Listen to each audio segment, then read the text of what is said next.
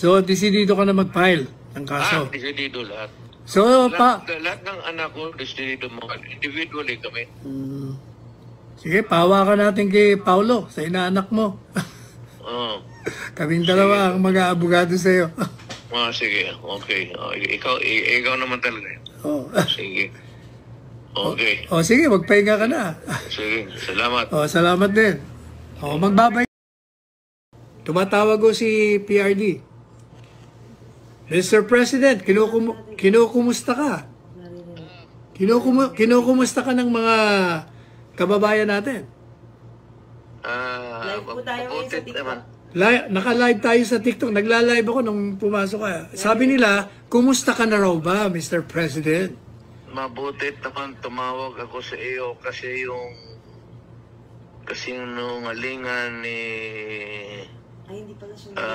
Trillanes gusto kong ikonsulta kasi I have to file libel cases against him. Ikaw may yung abogado. So, para baka sabihin ng tao, totoo. Sabi ko na isang katiting doon, wala. Totoo yan. Alam niyo, pinapaliwanag ko ngayon dito sa TikTok ko ngayon na walang... Sabi ko nga kung totoo yan, I will ask my daughter to resign as Vice President. At yung anak ko, Mayor, mag-resign dapat. Dapat lang kung totoo. At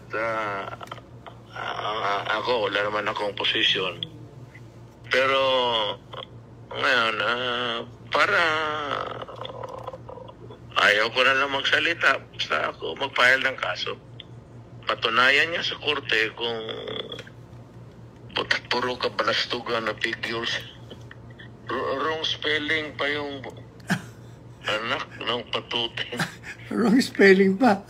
Alin ang wrong spelling? Ano na yung wrong spelling niya? Alin ba? Alin ang wrong spelling doon?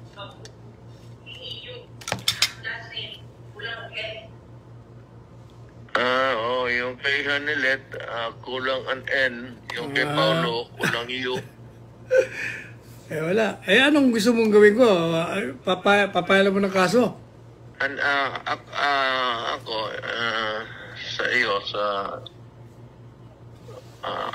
akin siguro si Hanilet, may abogado naman sila. Si Man, puro abogado yan. So, Presidente Duterte, naka Facebook live ako. Narinig ka ng taong bayan. Ito totoo man. Ay, siya nga pala, tinatanong nila. Teka muna, tinatanong nga pala nila, saan ka daw ba nagpunta kahapon? 2:00 ng madaling araw, pagkalis natin doon sa, sa Kongreso. Alam mo, ang asawa ko nandito, naghintay Pero papaalis na rin siya nalit ngayong gabi.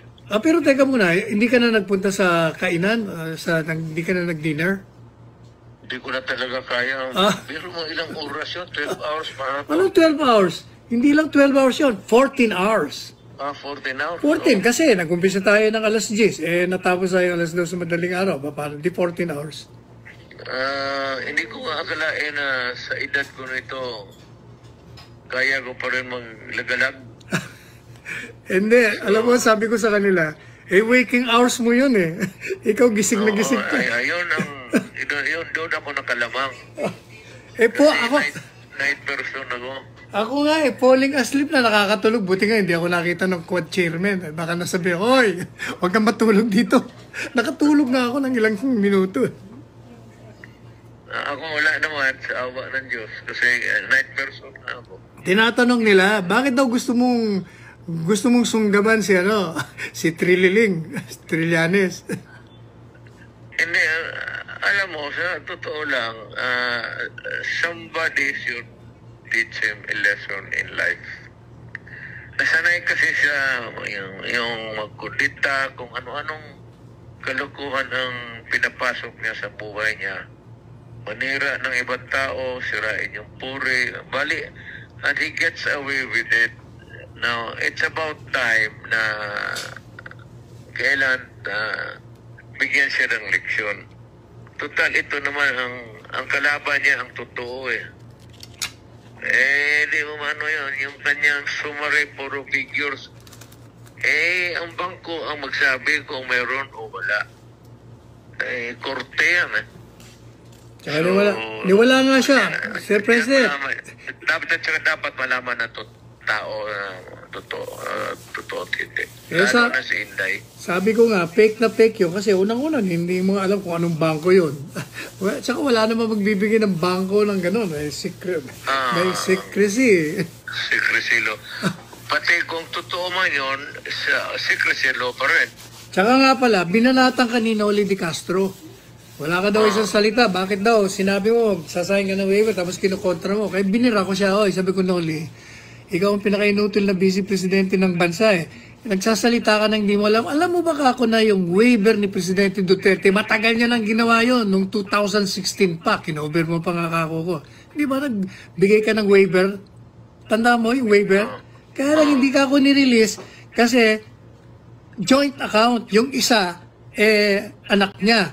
Kaya yung bangko, hindi nirelease. Pero sa totoo lang, pinarelease niya pa rin. Ang laman ng kanyang bangko ay 15 or 16,000 pesos lamang. Hindi ba? Kaya walang yata. Ito. Truth. Yan lang. One word. Ano ang katotohanan? Dapat ilabas, lalo na kay Inday. Kasi nandiyan pa siya sa politika. Si Pulong mo, pati si Basti. Pero Especially Inday, kasi national siya. Teka muna, Presidente Duterte, sabi nila hindi ka na raw tatakbong mayor? Alam mo sa totoo, retired at matanda na ako. Hindi naman matanda na. Kita mo naman sa... 73 lang Pilipinas na kagabi. Ang galaw ko. Pero, yun, 14 hours yun. Kaya gusto ko na magpahiga. Kaya lang, sa ganitong takbo, kasi itong si Terlianes, talagang Malacan yan, sponsored yan.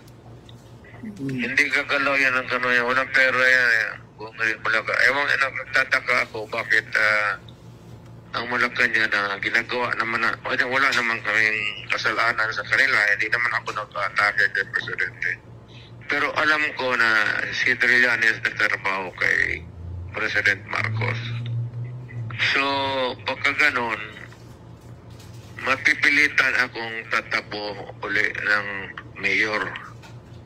So, balang araw, baka sila o manalo o talo, makikita naman kami sa politika. At tingnan natin kung ano ang nasa what lies or what lies ahead in the future. Kailangan mo ng leverage kapag hindi kawawa ka. Magmukha kang tanga. Kagaya ngayon, kung hayaan mo lang ng ganon, totoo matatapos ka sa buhay na ito na ganon baka magduda talaga ng tao. Kaya dapat ang mga bangko, pati ang gobyerno magsabi. Hindi ko sila turuan. Ilabas lang nila kung anong totoo. May pera ako sa bangko. Pero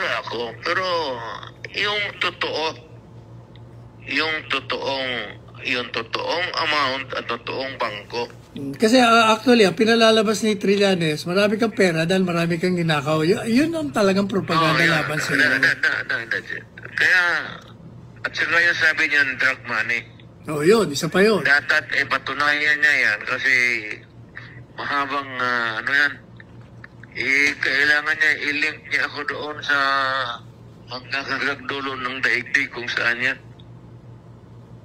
Because if he cannot prove it, then gusto sa karami niyang level na masasalubong, surely yung isa dyan, hindi lang fine, imprisonment talaga. Serious charges yan eh. Lalo na yung allegations ng druga-druga. Alam mo ng taong bayan, alam ng taong bayan kung ano ang totoo. So, yung siya yung nagsisinungaling, siya ang may problema, hindi kami. All we have to do is, gano'n na yan, sari. Ganyan yung bangko. Adi, buksan namin yung bangko.